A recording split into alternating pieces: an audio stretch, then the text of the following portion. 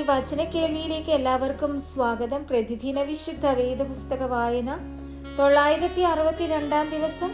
മർക്കോസ് എഴുതിയ സുവിശേഷം 7-ാം അധ്യായം. യെരുശലേമിൽ നിന്ന് പരീശന്മാരും ചില ശാസ്ത്രിമാരും അവന്റെ അടുക്കൽ വന്നുകൂടി. അവന്റെ ശിഷ്യന്മാരിൽ ചിലർ ശുദ്ധിയില്ലാത്ത എന്നുവെച്ചാൽ കഴുകാത്ത കൈകൊണ്ട് ഭക്ഷണം കഴിക്കുന്നത് അവർ കണ്ടു. പരീശന്മാരും യഹൂദന്മാരൊക്കെയും പൂർവന്മാരുടെ സമ്പ്രദായം പ്രമാണിച്ച് കൈ നന്നായി കഴുകിയിട്ടല്ലാതെ ഭക്ഷണം കഴിക്കുകയില്ല. ചന്തയിൽ നിന്ന് വരുമ്പോഴും കുളിച്ചിട്ടല്ലാതെ ഭക്ഷണം കഴിക്കുകയില്ല. പാനപാത്രം, ഭരണി, ചെമ്പ് എന്നിവ കഴുകുക മുതലായി പലതും പ്രമാണിക്കുന്നത് അവർക്ക് ചട്ടമായിരിക്കുന്നു. അങ്ങനെ പരീശന്മാരും ശാസ്ത്രിമാരും, നിന്റെ ശിഷ്യന്മാർ പൂർവന്മാരുടെ സമ്പ്രദായം അനുസരിച്ച് നടക്കാതെ ശുദ്ധിയില്ലാത്ത കൈകൊണ്ട് ഭക്ഷണം കഴിക്കുന്നത് എന്ത് എന്ന് അവനോട് ചോദിച്ചു. അവൻ അവരോട് ഉത്തരം പറഞ്ഞത്, കപടഭക്തിക്കാരായ നിങ്ങളെക്കുറിച്ച് യെശയ്യാവ് പ്രവചിച്ചത് ശരി. ഈ ജനം അധരം കൊണ്ട് എന്നെ ബഹുമാനിക്കുന്നു, എങ്കിലും അവരുടെ ഹൃദയം എങ്കിൽ നിന്ന് ദൂരത്ത് അകന്നിരിക്കുന്നു. മാനുഷ്യ കൽപ്പനകളായ ഉപദേശങ്ങളെ അവർ ഉപദേശിക്കുന്നത് കൊണ്ട് എന്നെ വ്യർത്ഥമായി ഭജിക്കുന്നു എന്ന് എഴുതിയിരിക്കുന്നത് പോലെ തന്നെ. നിങ്ങൾ ദൈവകൽപ്പന വിട്ടും കളഞ്ഞ് മനുഷ്യരുടെ സമ്പ്രദായം പ്രമാണിക്കുന്നു.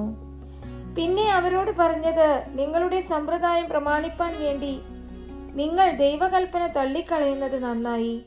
നിന്റെ അപ്പനെയും അമ്മയെയും ബഹുമാനിക്ക എന്നും അപ്പനെയോ അമ്മയെയോ പ്രാകുന്നവൻ മരിക്കണമെന്ന് മോശ പറഞ്ഞുവല്ലോ. നിങ്ങളോ ഒരു മനുഷ്യൻ അപ്പനോടോ അമ്മയോടോ നിനക്ക് എന്നാൽ ഉപകാരമായി വരേണ്ടത് വഴിപാട് എന്നർത്ഥമുള്ള ഖുർബാൻ എന്ന് പറഞ്ഞാൽ മതി എന്ന് പറയുന്നു. തന്റെ അപ്പനോ അമ്മയ്ക്കോ മേലാൽ ഒന്നും ചെയ്യുവാൻ അവനെ സമ്മതിക്കുന്നതുമില്ല. ഇങ്ങനെ നിങ്ങൾ ഉപദേശിക്കുന്ന സമ്പ്രദായത്താൽ ദൈവകൽപ്പന ദുർബലമാക്കുന്നു. ഈ വക പലതും നിങ്ങൾ ചെയ്യുന്നു. പിന്നെ അവൻ പുരുഷാരത്തെ അരികെ വിളിച്ച് അവരോട്, എല്ലാവരും കേട്ട് ഗ്രഹിച്ചു കൊള്ളുവിൻ. പുറത്തുനിന്ന് മനുഷ്യന്റെ അകത്ത് ചെല്ലുന്ന യാതൊന്നിനും അവനെ അശുദ്ധമാക്കുവാൻ കഴിയുകയില്ല. അവനിൽ നിന്ന് പുറപ്പെടുന്നതത്രേ മനുഷ്യനെ അശുദ്ധമാക്കുന്നത്. കേൾപ്പാൻ ചെവിയുള്ളവൻ കേൾക്കട്ടെ എന്ന് പറഞ്ഞു. അവൻ പുരുഷാരത്തെ വിട്ട് വീട്ടിൽ ചെന്ന ശേഷം ശിഷ്യന്മാർ ആ ഉപമയെക്കുറിച്ച് അവനോട് ചോദിച്ചു. അവൻ അവരോട്, ഇങ്ങനെ നിങ്ങളും ബോധമില്ലാത്തവരോ പുറത്തുനിന്ന് മനുഷ്യന്റെ അകത്ത് ചെല്ലുന്ന യാതൊന്നിനും അവനെ അശുദ്ധമാക്കുവാൻ കഴിയുകയില്ല എന്ന് തിരിച്ചറിയുന്നില്ലയോ?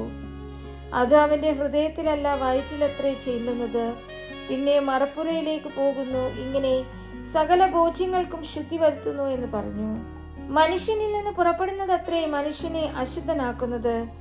അകത്ത് നിന്ന് മനുഷ്യരുടെ ഹൃദയത്തിൽ നിന്ന് തന്നെ ദുശ്ചിന്ത, വ്യഭിചാരം, പരസംഗം, കുലപാതകം, മോഷണം, അത്യാഗ്രഹം, ദുഷ്ടത, ചതി, ദുഷ്കർമ്മം, വിടക്ക് കണ്ണ്, ദൂഷണം, അഹങ്കാരം, മൂഢത എന്നിവ പുറപ്പെടുന്നു. ഈ ദോഷങ്ങളെല്ലാം അകത്തു നിന്ന് പുറപ്പെട്ട് മനുഷ്യനെ അശുദ്ധനാക്കുന്നു എന്ന് അവൻ പറഞ്ഞു. അവൻ അവിടെ നിന്ന് പുറപ്പെട്ട് സീദോന്റെയും സോരിന്റെയും അതിർനാട്ടിൽ ചെന്ന് ഒരു വീട്ടിൽ കടന്നു.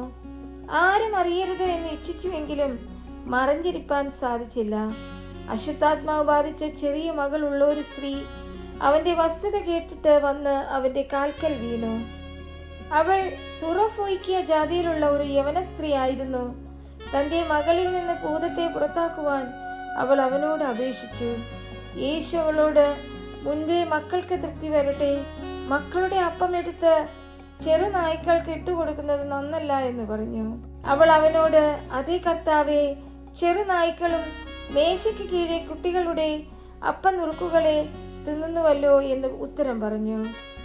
അവൻ അവളോട്, ഈ വാക്കുനിമിത്തം പോയിക്കൊള്ളുക, ഭൂതം നിന്റെ മകളെ വിട്ടുപോയിരിക്കുന്നു എന്ന് പറഞ്ഞു. അവൾ വീട്ടിൽ വന്നാറെ മകൾ കിടക്കമേൽ കിടക്കുന്നതും ഭൂതം വിട്ടുപോയതും കണ്ടു. അവൻ വീണ്ടും സോരിന്റെ അതിർ വിട്ട് സീദോൻ വഴിയായി ദെക്കപ്പൊലി ദേശത്തിന്റെ നടുവിൽ കൂടി ഗലീല കടൽപ്പുറത്ത് വന്നു. അവിടെ അവർ വിക്കനായ ഒരു ചെകിടനെ അവന്റെ അടുക്കൽ കൊണ്ടുവന്നു അവന്റെ മേൽ കൈവയ്ക്കണമെന്ന് അപേക്ഷിച്ചു.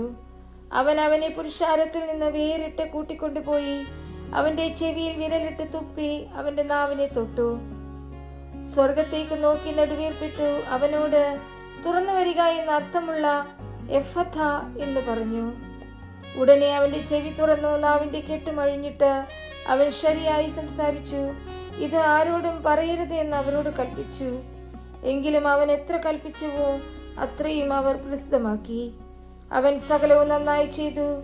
ചെകിടരെ കേൾക്കുമാറാക്കുന്നു, ഊമരെ സംസാരിക്കുമാറാക്കുന്നു എന്ന് പറഞ്ഞ് അത്യന്തം വിസ്മയിച്ചു.